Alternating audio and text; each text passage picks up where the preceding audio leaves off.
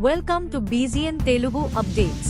ఉపాధి కోసం యూఏఈలోని దుబాయ్కు వెళ్లిన ఓ తెలుగు వ్యక్తిని అదృష్టం వరించింది. నెలా తాను చేసిన పొదుపుతో ఏకంగా 2.25 కోట్ల రూపాయలు గెలుచుకున్నారు. సేవింగ్స్ స్కీమ్ చందాదారులకు లక్కీ డ్రా నిర్వహించగా అందులో అతడు విజేతగా నిలిచారు. ఆంధ్రప్రదేశ్కు చెందిన బోరుగడ్డ నాగేంద్రం 2017లో యూఏఈ వెళ్లారు.